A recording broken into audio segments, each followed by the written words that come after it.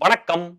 ஒரு படத்துக்கு பிரச்சனை, அத தடை பண்ணு அப்படின்லாம் சொன்னாலே, ஒரு பிரச்சனை வந்தாலே, மக்களுக்கு வந்து அந்த படத்துல அப்படி என்னதான் இருக்கு அப்படின்னு சொல்லிட்டு ஒரு எதிர்பார்ப்பு உருவாக ஆரம்பிச்சுரும். ஃபோன் வேற. ஹலோ, சொல்லுங்க சார். செல்ஃபி ரிவ்யூலாம் போடக்கூடாது, நிறுத்துப்பா. சார் யார் சார் நீங்க? ஏன் போடக்கூடாது? நீங்க ஜாதிக்காரனை பத்தி தப்பா பேச போறீங்க, அதெல்லாம் போடக்கூடாது. சார் இன்னும் ஷூட்டிங்கே ஆரம்பிக்கல சார். என்ன பேசுறீங்க நீங்க? அதெல்லாம் கிடையாது, அதெல்லாம் கிடையாது. நீ சர்ச்சையான விஷயங்களை பேச போறேன்னு தகவல் வந்துருக்கீங்க. சார் ஸ்கிரிப்டே எழுதல சார். நாங்க ஜாலியா பேசுறதா சார். ஐயையோ. அப்படின்னா நீ போட்டு காட்டு. சார் இன்னும் ஷூட்டிங்கே முடியலன்ற நீங்க போட்டு வேற காமிக்க சொல்றீங்க. அப்படி முடிச்சாலும் நான் போட்டுலாம் காமிக்கிறது இல்ல சார் யாரும் அது மாதிரிலாம். அவன் வண்டி எடுத்தாலே hello office. Hello hello hello hello. இப்படித்தான் கொம்பன் படத்துக்கும் பிரச்சனை வந்திருக்கு. ரிலீஸும் ஆயிருக்கு. அந்த படத்துடைய செல்ஃபி ரிவ்யூவை தான் நம்ம இப்ப பார்க்க போறோம்.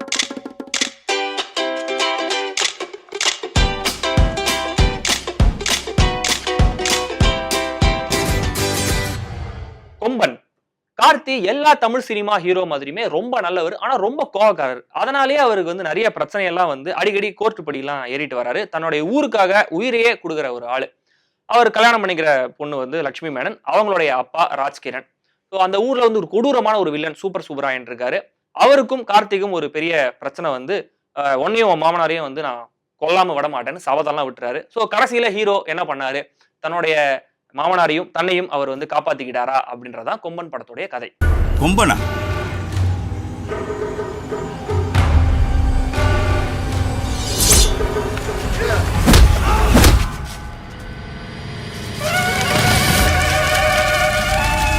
கொம்பன் ஒரு கமர்ஷியல் படத்துக்கான வழக்கமான ஒரு ஃபார்மேட்ல ரொம்ப பக்காவா செட் ஆயிருக்கு. இதுல வந்து ஆக்ஷன் சென்டிமெண்ட் ரெண்டுத்துக்குமே ஈக்குவலான ஒரு இம்பார்ட்டன்ஸ் கொடுத்து ரொம்ப என்டர்டைனிங்கான ஒரு படத்தை இயக்குனர் முத்தையா தந்திருக்காரு. இதுல பிரதான நடிகர்கள் கார்த்தி, லட்சுமி மேனன், கோவை சரளா, ராஜ்கிரண், தம்பி ராமையா எல்லாருமே ரொம்ப நல்லா நடிச்சிருக்காங்க. ஒரு மாஸ் படமா இருந்தாலும் கார்த்தி கொஞ்சம் அடக்கிதான் வச்சிருக்காரு. உனக்குள்ளயும் ஒரு எம்ஜிஆர் இருக்காரு. சாதாரண எம்ஜிஆர் இல்ல, அடிமை பெண் எம்ஜிஆர்.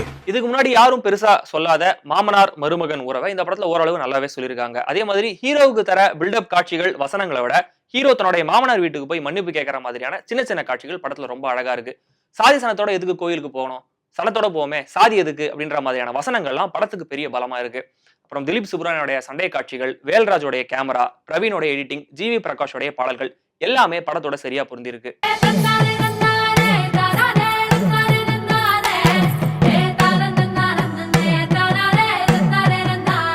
கிராமத்துல நடக்கிற கதையா இருந்தாலும் படத்தோடைய மைய கதைக்கும் கிராமத்துக்கும் பெரிய சம்பந்தம் இல்ல. அந்த 3 கிராமம், அந்த கிராமத்துடைய மக்கள் எல்லாருமே கதைக்கு ஒரு பின்புலமா மட்டும்தான் இருக்காங்க.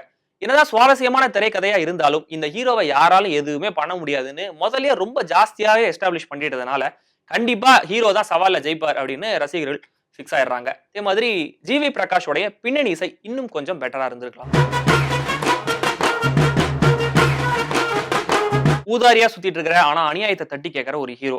அப்புறம் வந்து அவரை எப்ப பார்த்தாலும் வீட்டிலேயே கரிச்சு கொட்டுற அவருடைய அம்மா இல்ல அப்பா. அப்புறம் ஹீரோவோடய சுத்திட்டு இருக்கிற எப்ப பார்த்தாலும் கமெண்ட் அடிக்கிற ஒரு கேரக்டர். அப்புறம் வில்லனை விட்டுற முடியுமா? அப்புறம் ஊரே நடுங்கிற ஒரு பயங்கரமான கொடூரமான ஒரு வில்லன். அப்புறம் வில்லனுக்கும் ஹீரோவுக்குமான பிரச்சனை கடைசியில சுபம். சொல்றது இவ்வளவு ஈஸியா இருக்கு இல்லையா? ஆனா இந்த மாதிரி ஒரு டெம்ப்ளேட்ல ரொம்ப என்டர்டெய்னிங்கா படத்தை எடுக்கிறது ரொம்ப ரொம்ப கஷ்டம். ஆனா இயக்குனர் முத்தையா அதை வெற்றிகரமா பண்ணியிருக்காருன்னு தான் தோணுது. கொம்பன் படத்தை பார்த்து முடிச்ச அப்புறம் பொழுதுபோக்கா ஒரு படத்தை பார்த்தோம்டா அப்படின்னு ஒரு முழுமையான ஃபீல் நம்மளுக்கு வருது. ஸோ கண்டிப்பா உங்க சாதி சனத்தோட இல்ல உங்க சனத்தோட நீங்க கொம்பன் படத்தை பார்க்கலாம்.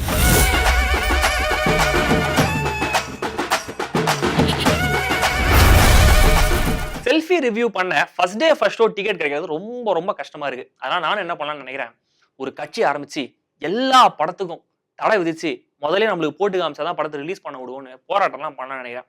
ஸோ தட் நம்ம வந்து முன்னாடியே படத்தை பார்த்து சீக்கிரமாவே ரிவ்யூ சொல்லிடலாம் இல்லையா? ஸோ இந்த கட்சியில நீங்களும் ஜாயின் பண்ணணும்னா முதல்ல நீங்க பண்ண வேண்டியது நம்ம யூடியூப் சேனலுக்கு சப்ஸ்கிரைப் பண்ணுங்க, ஷேர் பண்ணுங்க. ஸோ நம்ம அடுத்த ரிவ்யூல பார்ப்போம். பாய். அடிக்கருப்பு நிறத்தழகு உதட்டு சிவப்பழகு சில்லறைய சதறிட்டண்டி, ஓ சிரிப்பில் சில்லறைய சதறிட்டண்டி.